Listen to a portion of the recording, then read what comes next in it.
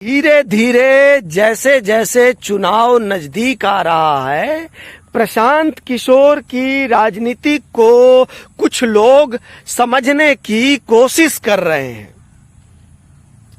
कोशिश ये कि प्रशांत किशोर जब मंच से बोलते हैं कि नीतीश कुमार चोर तो नहीं है, नीतीश कुमार भ्रष्टाचारी तो नहीं है, निजी जीवन में उन पे किसी भी भ्रष्टाचार का आरोप नहीं है, उन्होंने बिहार को लूटा नहीं है, तो इससे इस राजनीति को, इससे उनके मंशा को समझ रहा है, समझने की लोग कोशिश कर रहे हैं।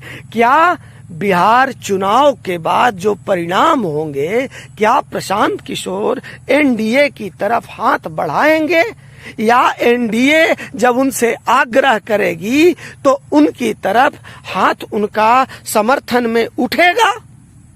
ऐसा अनुमान लगा रहे हैं, क्योंकि प्रशांत किशोर का ये बाइट जो है एनडीए को कहीं न कहीं कुछ संतोष देने वाला है, कुछ राहत देने वाला है।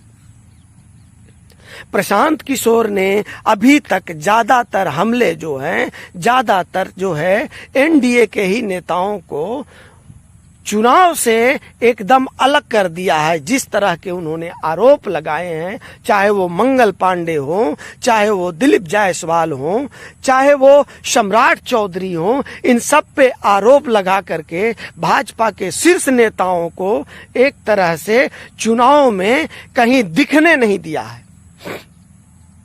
कहीं नहीं दिख रहे हैं ये नेता। किसी भी मीडिया मंच में इनकी हिस्सेदारी बहुत कम हो रही है, और कहीं रैली सभाओं में तो इनका नाम तक नहीं है। ये प्रशांत किशोर ने आरोप लगा करके, अटैक करके ये एक काम किया है। लेकिन जब उन्होंने ये बयान दिया कि नीतीश कुमार जो है आपको भ्रष्टाचारी नेता नहीं है, तो एक तरफ से ये एनडीए को संतुष्ट करने वाला है, थोड़ा सा राहत देने वाला बयान था।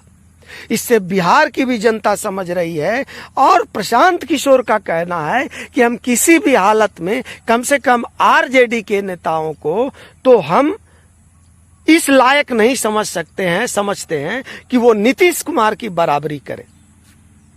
चूंकि नीतीश कुमार में और आरजेडी के तेजस्वी यादव में आसमान जमीन का फर्क है।